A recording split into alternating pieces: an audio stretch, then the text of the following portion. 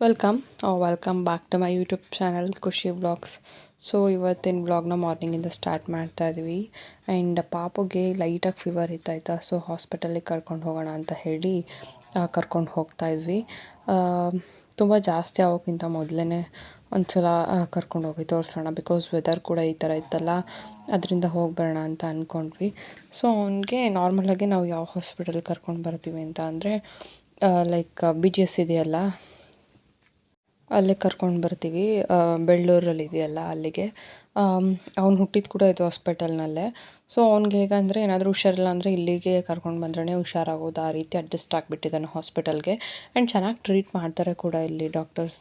So ಫೀವರ್ಗೆ syrup ಕೊಟ್ಟರು. ಮನೆಗೆ ಬರೋಷ್ಟರಲ್ಲಿ ಏನಾಯ್ತು ಅಂದರೆ ಪೂರ್ತಿ ಸ್ವಲ್ಪ ಜಾಸ್ತಿ ಆದಂಗಿತ್ತು. ಆಮೇಲೆ ಶಿರಪ್ ಹಾಕ್ತೆ ಊಟ ಮಾಡಿಸ್ತಾ ಇದೆಲ್ಲ ಆದಮೇಲೆ ಪೂರ್ತಿ ಆರಾಮಾದ, ನಾರ್ಮಲಾಗಿ ಹೇಗಿರ್ತಾನೆ ಹಾಗೆ. ಆ್ಯಂಡ್ ಜ್ವರ ಕೂಡ ಜಸ್ಟ್ ಹಾಸ್ಪಿಟಲ್ಗೆ ಹೋಗ್ಬಂದು ಒಂದು ಸಲ ಶಿರಪ್ ಹಾಕಿದ ತಕ್ಷಣವೇ ಪೂರ್ತಿ ಹೋಗಿತ್ತು. ಆ್ಯಂಡ್ ಹಾಸ್ಪಿಟಲಿಂದ ಬಂದ್ವಿ. ಅವ್ನಿಗೆ ಏನಾದರೂ ತಿನ್ಸೋಣ ಅಂತ ಹೇಳಿ ಇಲ್ಲಿ ನಿಲ್ಲಿಸಿದ್ವಿ.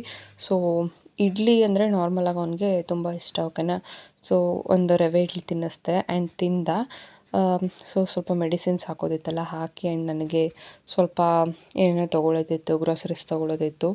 ನಾವು ನಾಳೆ ಬರೋಣ ತೊಗೊಳೋಕೆ ಅಂತ ಅಂದ್ಕೊಂಡ್ವಿ. ಬಟ್ ಅವ್ನು ಆರಾಮಾದ್ನಲ್ವಾ, ಸೊ ಮನೆಗೆ ಕರ್ಕೊಂಡೋದ್ರೆ ಸುಮ್ಮನೆ ಅದೇ ಮೂಡಲ್ಲಿ ಇರ್ತಾನೆ, ಹೊರಗಡೆ ಓಡಾಡಿಸಿದ್ರೆ ಸ್ವಲ್ಪ ಆರಾಮಾಗಿರ್ತಾನೆ ಅಂತ ಹೇಳಿ ಇಲ್ಲೇ ಸ್ವಲ್ಪ ಟೈಮ್ ಸ್ಪೆಂಡ್ ಮಾಡಿದ್ವಿ. ಅಲ್ಲೇ ಊಟ ಮುಗಿಸ್ಕೊಳ್ಳೋಣ ಅಂತ ಅಂದ್ಕೊಂಡ್ವಿ. ಬಟ್ ಪಾಪುಗೆ ಹಿಂಸೆ ಆಗುತ್ತೆ ಜಾಸ್ತಿ ಹೊತ್ತಿಲ್ಲ ಇದ್ರೆ ಅಂತ ಹೇಳಿ ಮನೆಗೇ ತೊಗೊಂಡು ಬಂದ್ವಿ, ಓಕೆನಾ. ನಾನ್ ವೆಜ್ ತೊಗೊಂಡು ಬಂದಿದ್ದೆ, ಬಿಕಾಸ್ ತುಂಬ ದಿನ ಆಗಿತ್ತು ಆಗಲೇ ನಾನ್ ವೆಜ್ ತೊಗೊಂಡು ಬಂದಿದ್ದು. ಸೊ ಅದಕ್ಕೆ ಬಿರಿಯಾನಿ ತೊಗೊಂಡು ಬಂದಿದ್ರು, ಅದನ್ನು ಊಟ ಮಾಡಿಕೊಂಡೆ. ಅವನಿಗೆ ತಿಂತೀಯ ಅಂತ ಕೇಳಿದೆ, ಬಟ್ ಅವನು ತಿನ್ನಲಿಲ್ಲ, ಬಿಕಾಸ್ ಅವ್ನು ಮುಂಚೆನೇ ತಿಂದಿದ್ನಲ್ಲ ಅದರಿಂದ. ನನಗೆ ಸ್ವಲ್ಪ ಡ್ರೈ ಫ್ರೂಟ್ಸ್ ಬೇಕಿತ್ತು, ಹಾಗೆ ಸ್ವಲ್ಪ ಗ್ರಾಸರೀಸ್, ಓಟ್ಸ್ ಅದೆಲ್ಲ ಬೇಕಿತ್ತಲ್ಲ, ತೊಗೊಂಡು ಬಂದೆ. ಸೊ ಗ್ರಾಸರೀಸ್ ಏನೇನು ತೊಗೊಂಡು ಬಂದೆ ಅದೆಲ್ಲ ಏನು ತೋರಿಸಲ್ಲ. ಸ್ವಲ್ಪ ಹೂಗಳು ಬೇಕಿತ್ತು, ತೊಗೊಂಡೆ ನಾಳೆ ಪೂಜೆಗೆ. ಸೊ ಇದೇ ಓಟ್ಸ್ ನಾನು ಯೂಸ್ ಮಾಡೋದು. ಸೊ ಚೆನ್ನಾಗಿರುತ್ತೆ, ಓಕೆನಾ. ಇದು ಮುಂಚೆನೇ ರಾತ್ರಿಯೇ ಹಾಲು ಹಾಕಿ ನೆನೆಸಿಟ್ಟು ಡ್ರೈ ನಟ್ಸ್ ಅಥವಾ ಡ್ರೈ ಫ್ರೂಟ್ಸ್ ಏನು ಬೇಕಿದ್ರೂ ಹಾಕ್ಕೊಳ್ಬೋದು. ಆ್ಯಂಡ್ ಬೆಳಗ್ಗೆ ಕೂಡ ನಾರ್ಮಲ್ ಫ್ರೂಟ್ಸ್ ಏನು ಬರುತ್ತೆ ಅದನ್ನ ಹಾಕಿ ತಿನ್ಬೋದು. ನಾನು ಡೈಲಿ ಏನು ತೊಗೊಳ್ಳೋದಿಲ್ಲ, ಯಾವಾಗಾದರೂ ಒಂದೊಂದು ದಿನ ತೊಗೊಳ್ತೀನಿ ಅಷ್ಟೇ. ಸೊ ಸ್ವಲ್ಪ ಪಂಪ್ಕಿನ್ ಸೀಡ್ಸು ಮತ್ತು ಬ್ಲ್ಯಾಕ್ ರೈಸಿನ್ಸು, ಹಾಗೆ ಒಣ ದ್ರಾಕ್ಷಿ ಇದೆಲ್ಲ ತೊಗೊಂಡು ಬಂದೆ. ಇದು ಪಾಪು ತಿಂತಾನೆ, ಒಣ ದ್ರಾಕ್ಷಿ ಮತ್ತು ನಾರ್ಮಲಾಗಿ ಫ್ರೂಟ್ಸ್ ಏನು ಸಿಗುತ್ತೆ ಡ್ರೈ ಫ್ರೂಟ್ಸು ಇದೆಲ್ಲ ತಿಂತಾನೆ. ಅವ್ನು ಯಾವಾಗಾದರೂ ಅಳ್ತಿದ್ದಾಗ ಒಂದು ಬೌಲ್ಗೆ ಹಾಕ್ಕೊಟ್ರೆ ಒಂದು 10 ಮಿನಿಟ್ಸ್ ಆರಾಮಾಗೆ ತಿನ್ಕೊಂಡು ಕೂತ್ಕೊಳ್ತಾನೆ. ಹಾಗೆ ಶಿರಫ್ ಇದನ್ನು ಕೊಟ್ಟಿದ್ರು ಪಾಪುಗೆ. ಸೊ ಅವ್ರೇನಾದರೂ ಇದು ಕಡಿಮೆ ಆಗಿಲ್ಲ ಅಂದರೆ ಮತ್ತೆ ಕರ್ಕೊಂಡು ಬನ್ನಿ ಅಂತ ಹೇಳಿದ್ರು. ಬಟ್ ಅವ್ನಿಗೆ ಒಂದು ಸಲ ಹಾಕಿದ ತಕ್ಷಣವೇ ಪೂರ್ತಿ ಆರಾಮಾಗಿದ್ದ. ಅವ್ನು ನಾರ್ಮಲಾಗಿ ಅಷ್ಟು ಬೇಗ ಹುಷಾರಿಲ್ದಂಗೆ ಆಗೋಲ್ಲ, ಬಟ್ ಇವತ್ತು ಯಾಕೆ ಹಂಗಾಯಿತು ಗೊತ್ತಿಲ್ಲ, ಒಂದೇ ಸಲ ಸಡನ್ನಾಗಿ ಡಲ್ಲಾಗಿ ಹೋಗಿದ್ದ, ಅದರಿಂದ ಕರ್ಕೊಂಡು ಹೋಗಿ ಬಂದ್ವಿ. ಸೊ ಗ್ರಾಸರೀಸ್ ತೊಗೊಂಡು ಬಂದಿದ್ದೆಲ್ಲ ಎತ್ತಿಟ್ಟೆ. ಆ್ಯಂಡ್ ಪಾಪು ಮಲಗಿದ್ದಾನೆ. ಅವ್ನು ಎದ್ದೇಳೋ ಅಷ್ಟರಲ್ಲಿ ಸಾಂಬಾರು ಮಾಡೋಣ ಅಂತ ಹೇಳಿ ಮಾಡ್ತಾಯಿದ್ದೀನಿ. ಬಿಕಾಸ್ ಅವ್ನು ಎದ್ಮೇಲೆ ಏನಾಗುತ್ತೆ ಅಂದರೆ ಜ್ವರ ಬಂದಿದ್ದಾಗ ಅವ್ನು ಪೂರ್ತಿ ನನ್ನ ಜೊತೆನೇ ಇರಬೇಕು, ಆ ಥರ ಒಂದು ನಿಮಿಷ ಕೂಡ ಲೈಕ್ ಕೆಳಗೆ ಇಳಿಯೋದಿಲ್ಲ, ಎತ್ಕೊಂಡೇ ಇರಬೇಕು, ಆ ಥರ ಮಾಡ್ತಾನೆ. 1-2 ದಿನ ಆ ಥರ ಜ್ವರ ಬಿಟ್ಟಿದ್ರೂ ಕೂಡ 1-2 ದಿನ ನನ್ನ ಜೊತೆಲೇ ಇರಬೇಕು ಅವ್ನು ಹಾಗೆ. ಸೊ ಅವ್ನಿಗೆ ಹಿಂಸೆ ಆಗುತ್ತೆ ನಾನು ಆಮೇಲೆಲ್ಲ ಕೆಲಸ ಮಾಡೋಕ್ಕೆ ಹೋದರೆ ಅಂತ ಹೇಳಿ ಸ್ವಲ್ಪ ಮನೆ ಕ್ಲೀನ್ ಮಾಡೋದಿತ್ತು, ಕಸ ಗುಡಿಸ್ತಾ ಆ್ಯಂಡ್ ಪಾತ್ರೆ ಎಲ್ಲ ತೊಳೆದಿಟ್ಟೆ. ನಾನು ಸ್ವಲ್ಪ ಕೆಲಸ ಇತ್ತೆಲ್ಲ ಮುಗಿಸ್ಕೊಂಡು ಸಾಂಬಾರು ಮಾಡಿಡೋಣ. ಸೊ ನುಗ್ಗೆಕಾಯಿ ಸಾಂಬಾರು ಬೇಗ ಆಗುತ್ತೆ. ಟೊಮ್ಯಾಟೊ, ಬೇಳೆ, ಈರುಳ್ಳಿ, ಬೆಳ್ಳುಳ್ಳಿ ಇಷ್ಟೆಲ್ಲ ಹಾಕಿ ಫಸ್ಟೇ ಬೇಯಿಸ್ಕೊಳ್ತೀನಿ ನಾನು ಬೇಳೆನ. ಅದಾದಮೇಲೆ ಒಗ್ಗರಣೆ ಹಾಕಿ ನುಗ್ಗೆಕಾಯಿ ಹಾಕಿ ಬೇಳೆ ಏನು ಬೇಯಿಸಿರ್ತೀನಿ ಅದನ್ನೆಲ್ಲ ಸ್ಮ್ಯಾಶ್ ಮಾಡಿ ಸ್ವಲ್ಪ ಮಸಾಲೆ ಪುಡಿ ಹಾಕಿ ಬೇಯಿಸ್ಕೊಂಡ್ರೆ ಸಾಂಬಾರು ತುಂಬ ಟೇಸ್ಟಿಯಾಗಿ ಬರುತ್ತೆ. ಮೊದಲೇ ನುಗ್ಗೆಕಾಯಿ ಬೇಳೆ ಎಲ್ಲ ಒಟ್ಟಿಗೆ ಬೇಯಕ್ಕೆ ಹಾಕಿದ್ರೆ ನುಗ್ಗೆಕಾಯಿ ಎಲ್ಲ ಪೂರ್ತಿ ಕದ್ರೋಗುತ್ತೆ, ಅಷ್ಟು ಟೇಸ್ಟ್ ಬರೋದಿಲ್ಲ. ಅದಕ್ಕೆ ಈ ಥರ ಮಾಡ್ಕೊಳ್ತೀನಿ ನಾನು. ನುಗ್ಗೆಕಾಯಿ ನಮ್ಮ ಕೈ ತೋಟದ ಹತ್ರ ನುಗ್ಗೆ ಮರ ಇದೆ. ಸೊ ನಾನೇನು ಹಾಕಿದ್ದಲ್ಲ ಅದು, ನನ್ನ ಹಸ್ಬೆಂಡ್ ಅಜ್ಜಿ ಇದ್ದರು, ಅಜ್ಜಿ ಹಾಕಿದ್ದಿತ್ತು ಅದನ್ನು. ಮೊದಲಿಂದನೂ ಇದೆ, ತುಂಬ ದೊಡ್ಡ ಮರ, ಓಕೆನಾ.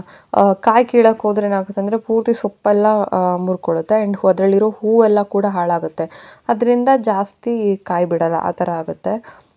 ಸೊ ಅದನ್ನ ಪೂರ್ತಿ ಕಟ್ ಮಾಡಿದ್ರೆ ಫಸ್ಟಿಂದ ಚೆನ್ನಾಗೇ ಬರುತ್ತೆ ಅಂತ ಅಂದ್ಕೊಂಡಿದ್ದೀನಿ. ಆ್ಯಂಡ್ ಪಾಪುಗೆ ಇನ್ನೊಂದು ಸಲ ಶಿರಫ್ ಹಾಕಿದೆ ಸಂಜೆ. ಅವ್ನು ಎದ್ದಿದ್ದ, ಸೊ ಲೈಟಾಗಿ ಸ್ವಲ್ಪ ತಲೆ ಬಿಸಿತ್ತು ಅಂತ ಹೇಳಿ ಹಾಕಿದೆ. ಆ್ಯಂಡ್ ತಣ್ಣೀರು ಬಟ್ಟೆ ಅದೆಲ್ಲ ಏನೂ ಹಾಕಿಸ್ಕೊಳ್ಳೋದಿಲ್ಲ ಅವನು, ಆಯಿತಾ.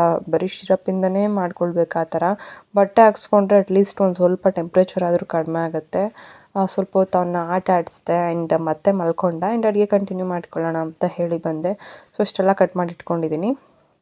ಆ್ಯಂಡ್ ನೆನ್ನೆ ಏನಾಯ್ತಂದರೆ ಮಿಸ್ಸಾಗಿ ಆ ಮೊಸರು ದಾಲ್ ಬರುತ್ತಲ್ಲ ಅದು ಬಾಕ್ಸ್ ಬಿದ್ದೋಯ್ತು. ಪೂರ್ತಿ ಅಡುಗೆ ಮನೆ ಪೂರ್ತಿ ಎಲ್ಲ ಬೇಳೆನೇ ಬಿದ್ದಿತ್ತು, ಅಷ್ಟು ಮೆಸ್ಸಾಗೋಗಿತ್ತು.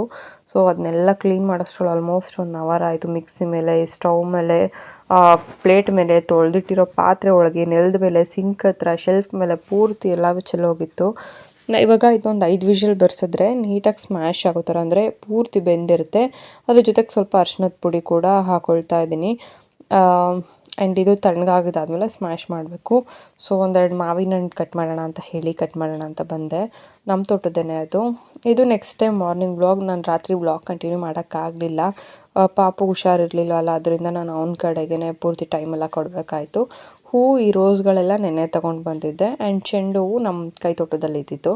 ಅದನ್ನು ಎಲ್ಲದೂ ದೇವ್ರ ಮನೆಯಲ್ಲಿ ಇಡಲಿಲ್ಲ, ಸ್ವಲ್ಪ ತೊಗೊಂಡೋಗಿ ದೇವಸ್ಥಾನಕ್ಕೆ ಕೊಟ್ಟು ಬಂದೆ. ನೈವೇದ್ಯಕ್ಕೆ ಅಂತ ಹೇಳಿ ಬೆಲ್ದನ ಮಾಡ್ಕೊಂಡಿದ್ದೀನಿ. ಪಾಪು ಎದ್ದೇಳೋಷ್ಟ್ರಲ್ಲಿ ನನಗೆ ಎಷ್ಟೆಲ್ಲ ಕೆಲಸ ಮಾಡಿದೆ. ರಾತ್ರಿನೇ ಎಲ್ಲ ಕ್ಲೀನ್ ಮಾಡಿಟ್ಟಿದ್ದೆ ಆ್ಯಂಡ್ ಬೆಳಗ್ಗೆ ಎದ್ದಿದ ತಕ್ಷಣ ಇಷ್ಟು ಕೆಲಸ ಮಾಡಿದೆ. ಆ್ಯಂಡ್ ಇದು ದೇವಸ್ಥಾನಕ್ಕೆ ತೊಗೊಂಡೋಗೋಕ್ಕೆ. ದೇವಸ್ಥಾನಕ್ಕೂ ಕೂಡ ನೈವೇದ್ಯ ತೊಗೊಂಡೋಗಿ ಬಂದಿದ್ದಾಯಿತು. ನಾನು ಅಲ್ಲಿಂದ ಬಂದಮೇಲೆ ಸ್ವಲ್ಪ ಓಟ್ಸ್ ತಿನ್ನೋಣ ಅಂತ ಹೇಳಿ ರಾತ್ರಿನೇ ನೆನೆಸಿಟ್ಟಿದ್ದೆ.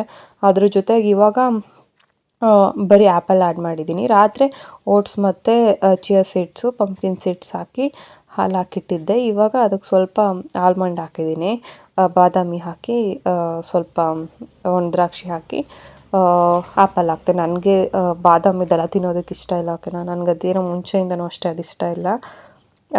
ತಿಂಡಿಗೆ ಟೊಮೆಟೊ ಬಾತ್ ಮಾಡೋಣ ಅಂತ ಹೇಳಿ, ಅಂದರೆ ಮನೆಯವ್ರಿಗೆ ಎಲ್ರಿಗೂ ತಿಂಡಿ ಮಾಡೋಣ ಅಂತ ಹೇಳಿ ಟೊಮೆಟೊ ಬಾತ್ ಮಾಡೋಣ ಅಂತ. ಸೊ ಕೊತ್ತಂಬರಿ ಸೊಪ್ಪು ಕಿತ್ಕೊಂಡು ಬರೋಣ ಅಂತ ಹೇಳಿ ಕೈ ತೋಟದ ಹತ್ರ ಹೋಗಿದ್ದೆ. ಸೊ ಕೊತ್ತಂಬರಿ ಸೊಪ್ಪಿನಲ್ಲಿ ಆಗಲೇ ಕಾಯಿ ಥರ ಬಿಡ್ತಾ ಇದೆ. ಓಕೆನಾ, ಅಂದರೆ ಹೊರಗಡೆ ಮಾರ್ಕೆಟ್ನಲ್ಲಿ ಸಿಗೋದಕ್ಕೆ ಏನಂದರೆ ತುಂಬ ಕೆಮಿಕಲ್ಸ್ ಹಾಕಿ ಬೆಳೀತಾರೆ, ಅದರಿಂದ ಅದಷ್ಟು ಉದ್ದ ಬೆಳೆಯುತ್ತೆ. ನಾವು ಮನೆಯಲ್ಲಿ ಬೆಳೆದ್ರೆ ಜಸ್ಟ್ ಇಷ್ಟೇ, ಈಗ ನಾನೇನು ವೀಡಿಯೋನಲ್ಲಿ ತೋರಿಸ್ದೆ ಅಷ್ಟು ಮಾತ್ರ ಬರುತ್ತೆ. ಸೊ ಅಷ್ಟು ಬೆಳೆದಿದ್ದಾದಮೇಲೆ ಅದಕ್ಕೆ ಕಾಯೋದಕ್ಕೆ ಸ್ಟಾರ್ಟ್ ಆಗುತ್ತೆ, ಅಂದರೆ ಧನಿಯಾ ಕಾಳು ಬಿಡೋದಕ್ಕೆ ಸ್ಟಾರ್ಟ್ ಮಾಡುತ್ತೆ ಆ ಥರ. ಸೊ ಎಷ್ಟು ಕೆಮಿಕಲ್ಸ್ ಹಾಕಿ ಬೆಳೀತಾರೆ ಅನ್ನೋದು ಅದು ಅದರಲ್ಲೇ ಅರ್ಥ ಆಗುತ್ತೆ. ಆ್ಯಂಡ್ ಮಧ್ಯಾಹ್ನ ಸಾಂಬಾರಿಗೆ ರೆಡಿ ಮಾಡಿಕೊಂಡೆ. ಆ್ಯಂಡ್ ಇವಾಗ ಟೊಮೆಟೊ ಬಾತ್ ಮಾಡ್ತಾಯಿದ್ದೀನಿ. ನಾನು ನಾರ್ಮಲಾಗಿ ಹೇಗೆ ಮಾಡ್ತೀನಿ ಅಂದರೆ, ಒಂದೇ ಸಲ ಕುಕ್ಕರ್ ಕ್ಯಾಪ್ ಮುಚ್ಚಿ ವಿಷಲ್ ಮಾಡ್ತೀವಲ್ಲ ಆ ಥರ ಮಾಡೋದಿಲ್ಲ. ಲೈಕ್ ಹೇಗೆ ಪಾತ್ರೆಯಲ್ಲಿ ಅನ್ನ ಮಾಡ್ಕೊಳ್ತಾರೆ ಆ ಥರ ಮಾಡಿ, ಲಾಸ್ಟ್ ಇನ್ನೇನು ಪೂರ್ತಿ ರೈಸ್ ಎಲ್ಲ ಮುಗಿತೀನೋ ಅಷ್ಟರಲ್ಲಿ ಮಾತ್ರ ಕ್ಯಾಪ್ ಹಾಕ್ತೀನಿ. ಆವಾಗ ಸ್ವಲ್ಪ ಸ್ಟೀಮಿಂದ ಅಕ್ಕಿ ಎಲ್ಲ ನೀಟಾಗಿ ಹರಡುತ್ತೆ. ಅದರಿಂದ ಪೂರ್ತಿ ವಿಷಲ್ ಓಡಿಸಿದ್ರೆ ಏನಾಗುತ್ತೆ ಅಂದರೆ ಎಲ್ಲ ಮುದ್ದೆ ಮುದ್ದೆ ಥರ ಆಗುತ್ತೆ. ಅದಕ್ಕೋಸ್ಕರ ನಾನು ಆ ಥರ ಮಾಡೋದಿಲ್ಲ. ಆ್ಯಂಡ್ ಅಷ್ಟೇ, ತಿಂಡಿ ಕೆಲಸ ಮುಗೀತು. ಸೊ ಸ್ವಲ್ಪ ಕೈ ತೋಟದ ಹತ್ರ ಹೋಗಿ ಗಿಡಗಳಿಗೆ ನೀರು ಹಾಕಿ ಬರಬೇಕು. ನಾನು ಡೈಲಿ ಹೀಗೆ ಮಾಡೋದು, ತಿಂಡಿ ಮುಗಿಸಿದ ತಕ್ಷಣ ಕೈ ತೋಟದ ಹತ್ರ ಹೋಗಿ ಗಿಡಗಳಿಗೆ ನೀರು ಹಾಕಿ ಬರ್ತೀನಿ. ಬಿಕಾಸ್ ಆಮೇಲೆ ತುಂಬ ಬಿಸಿಲಿರುತ್ತೆ. ಇವಾಗೇನು ಅಷ್ಟು ಬಿಸಿಲಿಲ್ಲ. ಸೊ ಬಿಸಿಲು ಬರೋಷ್ಟ್ರಲ್ಲಿ ಹೋಗಿ ಹಾಕ್ಬರ್ತೀನಿ ಆ ಥರ. ಆ್ಯಂಡ್ ಸ್ವಲ್ಪ ಮಾವಿನ ಹಣ್ಣು ಬಿಟ್ಟಿದ್ವು ನಮ್ಮ ತೋಟದಲ್ಲೇ, ಅದನ್ನೆಲ್ಲ ತಿಂದ್ವಿ. ಇವಾಗ ತೋಟದ ಹತ್ರ ಹೋಗ್ತಾ ಇದ್ವಿ. ನಮ್ಮ ಕಡೆ ತೋಟದ ದೇವರು ಅಂತ ಹೇಳಿ ಮಾಡ್ತಾರೆ, ಅಂದರೆ ಗಿಡದಮ್ಮ ಅಂತ ಹೇಳ್ತಾರೆ. ಅಲ್ಲಿ ಮರಗಳಿಗೆ ಪೂಜೆ ಮಾಡೋದು, ಮರದ ಕೆಳಗಡೆ ಕಲ್ಲುಗಳ್ನಿಟ್ಟು ಅದನ್ನು ದೇವ್ರ ಥರ ಪೂಜೆ ಮಾಡಿ ಆ್ಯಂಡ್ ಅಲ್ಲಿಗೆ ಕೋಳಿ ಕೊಯ್ದು ಅಲ್ಲೇ ಅಡುಗೆ ಮಾಡಿ ಎಡೆ ಇಟ್ಟು ಬರೋ ಅಂಥದ್ದು. ಸೊ ಎಲ್ಲ ಕಡೆನೂ ಮಾಡ್ತಾರೆ, ಬಟ್ ತುಮಕೂರು ಸೈಡ್ನಲ್ಲಿ ಈ ಥರ ಗಿಡದಮ್ಮ ಆ್ಯಂಡ್ ಮುನಿಯಪ್ಪ ಅಂತ ಹೇಳಿ ಮಾಡ್ತಾರೆ. ನಾರ್ಮಲಾಗಿ ಅದನ್ನು ತಂಗಿನ ಮರಕ್ಕೆ ಪೂಜೆ ಮಾಡೋದು ನಾವು. ಓಕೆನಾ, ತಂಗಿನ ಮರದ ಹತ್ರ ಆ ಥರ ದೇವ್ರ ರೀತಿ ಮಾಡಿ ಪೂಜೆ ಮಾಡೋದು. ಅಡುಗೆ ಎಲ್ಲ ಅಲ್ಲೇ ಮಾಡ್ತಾಯಿದ್ದಾರೆ, ಬಟ್ ಅಲ್ಲಿ ಮುದ್ದೆ ಮಾಡೋದಕ್ಕಾಗೋದಿಲ್ಲ ಅಂತ ಹೇಳಿ ನಾನು ಮನೆಯಿಂದನೇ ಮುದ್ದೆ ತೊಗೊಂಡು ಹೋಗ್ತಾಯಿದ್ದೀನಿ. ಸೊ ಗಾಳಿ ಇತ್ತಲ್ಲ, ಅದರಿಂದ ಹೋಗಲಿಲ್ಲ. ಅಂದರೆ ನಾನು ಫಸ್ಟೇ ಹೋಗ್ತಾಯಿದ್ದೆ. ಪಾಪು ಇದ್ನಲ್ಲ, ಅದಕ್ಕೋಸ್ಕರ ಕರ್ಕೊಂಡು ಹೋಗಲಿಲ್ಲ. ಎಲ್ಲ ಆದಮೇಲೆ ಲಾಸ್ಟಲ್ಲಿ ಪೂಜೆ ಮಾಡ್ಕೊಂಡು ಬಂದ್ರೆ ಆಯ್ತು, ಅವಾಗ ಹೋಗೋಣ ಅಂತ ಅಂದ್ಕೊಂಡು ಹೋಗಿರಲಿಲ್ಲ. ಸೊ ಇವಾಗ ಎಲ್ಲ ಆಯಿತು. ಸೊ ಮುದ್ದೆ ಮಾಡ್ಕೊಂಡಿದ್ನಲ್ಲ, ನಾನು ಪಾಪು ಮತ್ತು ನನ್ನ ಹಸ್ಬೆಂಡ್ 3 ಜನನೂ ತೋಟದ ಹತ್ರ ಹೋಗ್ತಾ ಇದ್ದೀವಿ. ನೋಡಿ, ಇವಾಗ ಇನ್ನೂ ಕರ್ಕೊಂಡು ಬಂದು ಒಂದು 5 ಮಿನಿಟ್ಸ್ ಕೂಡ ಆಗಿಲ್ಲ, ಆವಾಗಲೇ ಓಡೋಗ್ತಾ ಇರ್ತಾನೆ ಯಾವ ಕಡೆ ಬೇಕೋ ಆ ಕಡೆಗೆ.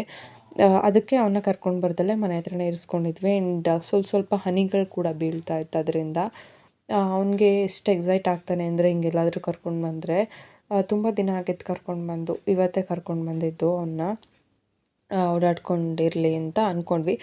ಲಾಸ್ಟ್ ವ್ಲಾಗ್ನಲ್ಲಿ ತೋರಿಸಿದ್ದೆ ನಾನು ನಿಮಗೆ, ತೋಟದ ಹತ್ರ ಕರ್ಕೊಂಡು ಹೋಗಿದ್ದು. ಆವಾಗಲೂ ಕೂಡ ನಾನು ಹೇಳಿದ್ದೆ ಆರಾಮಾಗಿ ಇಟ್ಕೊಳ್ಬೋದು ಅಂತ. ಬಟ್ ಈ ಕಡೆ ತೋಟದಲ್ಲಿ ಕರ್ಕೊಂಡು ಬಂದರೆ ಹಾಗೆ ಇರಿಸ್ಕೊಳಕ್ಕಾಗಲ್ಲ. ಇಲ್ಲಿ ಸ್ವಲ್ಪ ಗಿಡಗಳು ಜಾಸ್ತಿ ಆ್ಯಂಡ್ ಕಷ್ಟ ಇಲ್ಲ ಅವನ್ನ ಮೇಂಟೈನ್ ಮಾಡೋದು.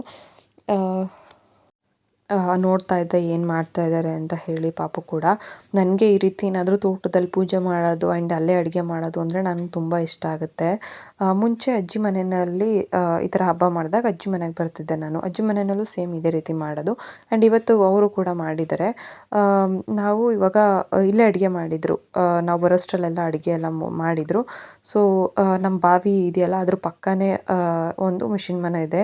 ಸೊ ಅಲ್ಲಿ ಜಾಗ ಇದೆ ಅಡುಗೆ ಮಾಡೋದಕ್ಕೆ. ಸೊ ಇಲ್ಲಿ ಅಡುಗೆ ಮಾಡ್ಕೊಂಡಿದ್ರು ಆ್ಯಂಡ್ ಅಡುಗೆ ಮಾಡಿದ್ದನ್ನ ಎಡೆ ಇಟ್ಟು ಪೂಜೆ ಮಾಡೋದಷ್ಟೇ. ಸೊ ಊಟ ಎಲ್ಲ ಅಲ್ಲೇ ಮುಗಿಸ್ಕೊಂಡು ಬಂದ್ವಿ. ಅದೇ ರೀಸನ್ಗೆ ಗಾಳಿ ಇದೆ ಆ್ಯಂಡ್ ಮಳೆ ಬರ್ತಿದೆ. ಮನೆ ಪಕ್ಕನೇ ಅಲ್ಲಿ ಬಾವಿ ಕೂಡ ಇದೆ. ಪಕ್ಕದಲ್ಲೇ ಇರೋದು, ಬಟ್ ನಾನು ಅದ್ರಲ್ಲಿ ತೋರಿಸಿಲ್ಲ ಅಷ್ಟೇ ವಿಡಿಯೋನಲ್ಲಿ. ಅದಕ್ಕೋಸ್ಕರ ಅವನ್ನ ಕರ್ಕೊಂಡು ಬಂದಿರಲಿಲ್ಲ ಅಷ್ಟೇ. ಮನೆಗೆ ಕರ್ಕೊಂಡು ಬಂದಮೇಲೆ ಒಂದು ಸ್ವಲ್ಪ ಹೊತ್ತಾದಮೇಲೆ ಫ್ರೆಶ್ ಅಪ್ ಆಗಲಿ ಅಂತ ಹೇಳಿ ಸ್ನಾನ ಮಾಡಿಸ್ಕೊಂಡು ಕರ್ಕೊಂಡು ಬಂದೆ. ಇವತ್ತು 2 ಸಲ ಸ್ನಾನ ಮಾಡಿದ್ದೇನೆ. ಅಲ್ಲಿ ಮಣ್ಣೆಲ್ಲ ಮಾಡ್ಕೊಂಡಿದ್ದ ಅಂತ ಹೇಳಿ ಕರ್ಕೊಂಡು ಬಂದು ಸ್ನಾನ ಮಾಡಿಸ್ದೆ. ಅಷ್ಟೇ ಇವತ್ತಿನ ವ್ಲಾಗ್. ನಿಮಗೆ ವ್ಲಾಗ್ ಇಷ್ಟ ಆಗಿದ್ರೆ ಲೈಕ್ ಮಾಡಿ ಆ್ಯಂಡ್ ಯಾವ ರೀತಿ ವಿಡಿಯೋ ಬೇಕು ಅನ್ನೋದನ್ನು ಕೂಡ ಕಮೆಂಟ್ ಮಾಡಿ. Thanks for watching.